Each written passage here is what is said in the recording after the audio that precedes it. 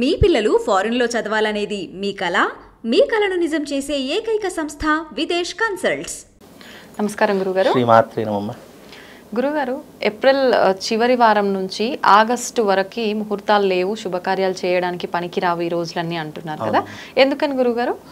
తప్పకుండా తెలియజేస్తున్నాము. ముందుగా ప్రేక్షకులందరికీ శ్రీమాత్రే నమః, శ్రీ గురుభ్యో నమః.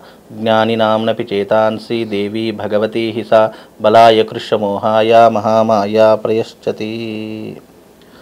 మూఢము అని అంటే గనక దీనిని గుడ్డి రోజులు అని అంటూ ఉంటారు. అంటే ఎప్పుడైతే సూర్యుడు అంటే రవి శుక్రుడితో కానీ గురువుతో కానీ కలిసి ఉన్నప్పుడు గురుమౌఢ్యమి, అలాగే శుక్రమౌఢ్యమి అంటూ ఉంటారు. ఇప్పుడు శుక్రమౌఢ్యమి నడుస్తుంది మనకు. అయితే ఈ మౌఢ్య కాలమునందు సూర్యుడు శుభ ఫలితాలను ఇవ్వడు. అంటే సూర్యుడు కానీ, సూర్యుడితో కలిసి ఉన్నటువంటి గ్రహం కానీ, సూర్యుడి యొక్క దృష్టితో ఉన్నటువంటి గ్రహం కానీ మనకు శుభ ఫలితాలు ఇవ్వడు. మనకు శుభాన్ని చేకూర్చే గ్రహాలు జాతకంలో 2 గ్రహాలు ఉంటాయి. ఒకటి గురుగ్రహము, 2 శుక్రగ్రహము. దీని యొక్క దృష్టి చేత కానీ, లేదు అంటే సూర్యుడి యొక్క గ్రహ గమనము ఈ యొక్క గ్రహాల మీద పడడం చేత కానీ, లేదా ఈ గ్రహాలు వాటితో సూర్యుడితో కలిసి ఉంటే దీనిని ఏమంటారు అంటే హస్తంగతము అని అంటారు. అంటే సూర్యుడి యొక్క కాంతి చేత ఈ గ్రహాలు క్షీణించబడుతూ ఉంటాయి. కాబట్టి వాటి ద్వారా వచ్చేటటువంటి ప్రయోజనాలు ఏవైతే ఉన్నాయో మనిషి జీవితంలో అవి రాకుండా ఉంటాయి. కాబట్టి ఈ యొక్క మూఢమునందు, మౌఢ్యమి అంటే అర్థం ఏంటంటే గుడ్డి రోజులు అని అంటాం. అంటే శుభానికి పనికిరాని రోజులు అని అంటూ ఉంటాం. అందులో చేయకూడనటువంటి కర్మలు కొన్ని చెప్పాను.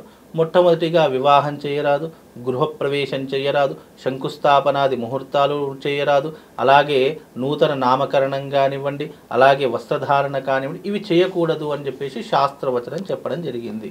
కాబట్టి మూఢము అన్నదానికి అర్థం ఏంటి అంటే ఇవి మనకు పనికి రానటువంటి రోజులు.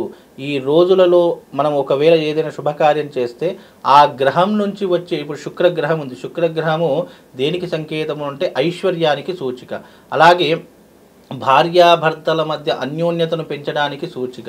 లగ్జరీ లైఫ్ని అనుభవించాలన్నా, భార్యాభర్తల మధ్య సఖ్యత ఉండాలన్నా, శుక్రగ్రహం అంటే సంతానం కావాలన్నా శుక్రుడి యొక్క అనుగ్రహం కావాలి. ఈ 3 కూడా వివాహానికి సూచించేటటువంటి అంశాలు. కనుక శుక్రగ్రహం క్షీణించినప్పుడు ఏమవుతుందంటే దాని నుంచి వచ్చేటటువంటి ఫలితాలు మానవ జీవితానికి రాకుండా ఉంటాయి. కాబట్టి ఈ మూఢమునందు శుభకార్యాలు చేయడానికి నిషిద్ధము అని చెప్పడం జరిగింది. ఇది మనకు ఏప్రిల్ 27వ తారీఖు రోజున ప్రారంభమైంది. ఆగస్టు 8వ తారీఖు వరకు ఈ మూఢాలు అనేటటువంటివి కొనసాగుతూ ఉంటాయి. ఆగస్టు 8వ తారీఖు తర్వాత మనం గృహప్రవేశాది శుభముహూర్తాలు కానీ, వివాహాది శుభముహూర్తాలు కానీ అన్ని శుభకార్యాలు చేసుకోవడానికి అనువైనటువంటి రోజు ఆగస్టు 8 తర్వాత మనకు శుభాన్ని కలిగించేటటువంటి రోజులు వస్తూ ఉంటాయి. అందుకే ఈ శుభం కలిగేటటువంటి రోజుల వరకు వెయిట్ చేయవలసిందే. మీరు మూఢాలు అని అంటున్నారు అని అంటే చాలామంది ఏం చేస్తారంటే కొంతమంది వీటిని పట్టించుకోకుండా శుభకార్యాలు చేసుకోవడము, లేదంటే కొత్త ఇంట్లోకి మాకు సమయం లేదండి మేము వెళ్ళిపోతాము, చిన్న సత్యనామతమైన చేసుకొని వెళ్ళిపోతాం, అలా చేసుకోవడం అనేటటువంటిది కూడా కరెక్ట్ కాదు. శుభముహూర్తాలు ఉంటేనే మనం ఏదైనా పని చేయడానికి, ఎందుకంటే మనిషి జీవితంలో ముహూర్త బలం అనేటటువంటిది చాలా ప్రాముఖ్యతతో సంతరించుకుంది. మనం చేసినటువంటి ముహూర్తమే మన జీవిత గమ్యాన్ని నిర్ణయించేటటువంటి ముహూర్తం. అందుకే వివాహంలో సుముహూర్తము అనేటటువంటిది ఒకటి తీస్తూ ఉంటారు, టైమింగ్ అనేటటువంటిది. ఆ టైమింగ్ ఎంత పర్టికులర్ అంటే సుముహూర్తము అనేటటువంటిది ఆ సుముహూర్తానికి 3,000,000 దేవతలు వచ్చి కళ్యాణ మండపం మీద ఆసీనులయ్యి ఆ శుభముహూర్తంలో మనల్ని ఆశీర్వదించి వెళతారు. కాబట్టి దాన్ని సుముహూర్తము అని అంటూ ఉంటారు. ఆ సమయంలో చేసేదానికి సకల దేవతల యొక్క అనుగ్రహం దొరుకుతుంది. ముహూర్తం తప్పి మనము ఏదైనా ముహూర్త కాని వేళలో పెట్టుకున్నాం అనుకోండి, దుష్ట శక్తులు వచ్చి మన మీద కూర్చుంటాయి అనేటటువంటి ప్రతి ఒక్కరూ అర్థం చేసుకోవాలి. ఇప్పుడు అదృష్టమైనటువంటి దానికి దేవతలు ఎలా వస్తారో, దురదృష్టం మనకు బాగా లేకపోతే, మన జాతకం బాగా లేకపోతే అలాగే దురదృష్ట దేవతలు కూడా వచ్చి మన నెత్తి మీద కూర్చుంటారట. అందుకే ఈ శుభముహూర్తాలు లేనటువంటి మౌఢ్య కాలంలో శుభముహూర్తాలు చేయడానికి అవకాశం ఉండదు. కనుక దీనిని త్యజించడం అనేటటువంటిది, దూరం పెట్టడం అనేటటువంటిది చాలా మంచిదమ్మా. అనవసరంగా మూఢాలలో శుభకార్యాలు చేయకండి. టైం లేదు మాకు వేరే పనులు ఉన్నాయండి, మేము ఈ టైంలోనే అలాంటివి ఏమీ వద్దు. టైం లేకపోతే నీకు ఎప్పుడు వీలుంటే అప్పుడు శుభ సమయంలో చేసుకో. మీకు ఆగస్టు 8వ తారీఖు వరకు మూఢాలే ఉన్నాయి కాబట్టి ఆగస్టు 8 తర్వాత మీరు ఏ కార్యక్రమం అయినా పెట్టుకోండి. ఎందుకంటే ఒక గృహప్రవేశం చేయాలి అని అంటే, ఆ ఇంట్లో నివసించాలి అని అంటే మనకు అద్భుతమైనటువంటి ముహూర్తం కావాలి.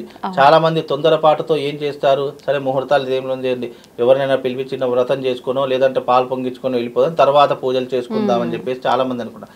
కానీ అలా చేయకండి. ఎందుకంటే ఒక ముహూర్త కాలంలో నువ్వు ఇంట్లో అడుగు పెట్టావు అని అంటే ఆ ముహూర్త బలము చేత నీ ఇంటికి పాజిటివ్ ఎనర్జీ రావాలి, కానీ నెగిటివ్ ఎనర్జీ రాకూడదు. లేదు ఒక జీవిత కాలంలో నువ్వు పెళ్లి చేసుకోవాలి, ఈ మూడాలతో దాంతో నాకు సంబంధం లేదు, నేను పెళ్లి చేసుకుంటాను, ఏదో ఒక గుళ్ళో చేసుకుంటాను, ఏదో ఎక్కడ చేసుకుంటాను అంటే, నీకు ఏ గుళ్ళో చేసుకున్నా ఎక్కడ చేసుకున్నా నీకు గ్రహ సంచారం బాగా లేదు అని అనుకున్నప్పుడు నీ జీవిత కాలంలో మళ్ళీ నువ్వు కష్టాలను అనుభవించడానికే కారకుడు అవుతావు తప్ప సుఖాన్ని అనుభవించలేవు. ఎప్పుడైనా శుభముహూర్తం అనేటటువంటిది చాలా పర్టికులర్ ముహూర్తం అనేది చాలా బెటర్గా చూసుకొని మనం ముహూర్తాలు పెట్టుకొని శుభకార్యాలు చేసుకుంటే అన్ని రకాలుగా బాగుంటుందమ్మా. ఓకే, అయితే గురుగారు వివాహం అయినా ఏదైనా ఆగస్టు 8 తర్వాతే అన్నారు కదా, పెళ్లి చూపులు మాట ముచ్చట్లు ఇలాంటివి మాట్లాడుకోవాలి. ఇప్పుడు మాట ముచ్చటకు తప్పు లేదు, మనము చెయ్యడము అనేటటువంటిదే చూసుకుంటాము. దీనికి ఇప్పుడు నాకు సంబంధం వస్తుంది, నేను అమ్మాయిని చూడడానికి వెళ్తున్నాను లేదా అబ్బాయిని చూడడానికి వెళ్తున్నాను అనడానికి ఒక మంచి రోజు చూసుకొని వెళ్ళి చూడవచ్చు, మాట ముచ్చట చేసుకో అన్ని చేసుకోవచ్చు. కానీ వివాహ పత్రిక రాసుకోవడం కానివ్వండి, లేదు అని అంటే పూలు పనులు పెట్టుకోవడం, ఎంగేజ్మెంట్ లాంటివి చేసుకోవడం కానీ అవి నిషిద్ధము. అలాంటి శుభకార్యాలు చేయడానికి పనికిరాదు. మళ్ళీ వాళ్ళ ఇంటికి వెళ్ళి తినడం కూడా పనికిరాదు. ఒకళ్ళ ఇంటికి వెళ్ళినప్పుడు మనం కేవలం చూసి రావాలి, పెళ్లి చూపులు చేసి రావాలి తప్ప వాళ్ళ ఇంట్లో గనక భోజనం లాంటివి కానీ అలాంటివి కానీ పెట్టుకోకూడదు. ఎందుకంటే అలా పెట్టుకుంటే గనక వాళ్ళ సంబంధం దానితో ముడిపడి ఉన్నటువంటి విధంగా మారిపోతుంది. అందుకే కతికితే అతకదు అని అంటుంటారు కదా సామెతలో. ఎప్పుడైనా శుభముహూర్తాల్లోనే తినడం కానీ మనం ఏదైనా చేయడం కానీ జరగాలి తప్ప ఒక అమ్మాయిని చూడడానికి అబ్బాయిని చూడడానికి వెళ్ళినప్పుడు మనం కేవలం పెళ్లి చూపులు అంటే కేవలం చూసి రావాలే తప్ప మనం పదార్థాలు లాంటివి తీసుకో. అదే శుభ సమయాలు అనుకోండి, మీరు తినవచ్చు, అక్కడే ఉండొచ్చు, ఏదైనా చేసుకోవచ్చు. కానీ ఇలాంటి అశుభమైనటువంటి దినాల్లో మనం ఏ పని కూడా చేయకూడదు. పెళ్లి చూపులు చేసుకోవచ్చు. అంటే చేసుకోవాల్సినటువంటి క్రతువులు కూడా కొన్ని ఉన్నాయి, మూఢాలతో సంబంధం లేకుండా నిత్యావసరాలకు అవసరమైనటువంటి విధానాలు. ఇప్పుడు షాప్ ముహూర్తాలు ఉన్నాయి, షాప్ ఓపెనింగ్ లాంటివి చేసుకోవచ్చు, దానికి తప్పు లేదు. ఎందుకంటే అవి మనిషి జీవితంలో నిత్య అవసరానికి ఉపయోగపడే వస్తువులు ఏవైనా చేసుకోవచ్చు. ఇప్పుడు మూఢాలని చెప్పేసి కార్లు కొనకుండా ఉంటున్నారా, అలాగే ఇంకా వేరే ఇతర వస్తువులు కొనకుండా ఉంటున్నారా? మనిషి జీవితానికి అవసరమైనటువంటివి ఏవైతే ఉంటాయో, ఇల్లు కట్టుకోవడము, గృహప్రవేశం చేసుకోవడము, పెళ్ళిళ్ళు చేసుకోవడము, నామకరణాలు ఇలాంటివి మనిషి జీవితానికి అవసరమైనటువంటి క్రతువులే మానేయాలి తప్ప కొన్నిటికి ఎగ్జామ్షన్ ఉంది, అవి చేసుకోవచ్చు, దానికి తప్పేం లేదు, దోషమేం లేదు, అలా చేసుకోవచ్చు. అయితే గురుగారు నామకరణం అనేసరికి ఖచ్చితంగా అది పుట్టిన తర్వాత ఇన్ని రోజులకు చేసుకోవాలి అని చెప్పి అట్లా ఉంటుంది కదా ఆచారము, మరి దాన్ని కూడా చేసుకోవాలి. నామకరణం అనేది పుట్టినటువంటి రోజును పట్టే ఉంటుంది, కానీ ఆ మూఢాలు వచ్చినప్పుడు మాత్రము ఇక దానికి నామకరణం అనేది ఎగ్జామ్షన్ అంటే దానికి రోజులతోటే సమానం. ఇప్పుడు గర్భధానానికి కానీ నామకరణానికి కానీ శ్రీమంతానికి కానీ వీటన్నిటికీ ఎగ్జామ్షన్, దీనికి దోషమేం లేదు.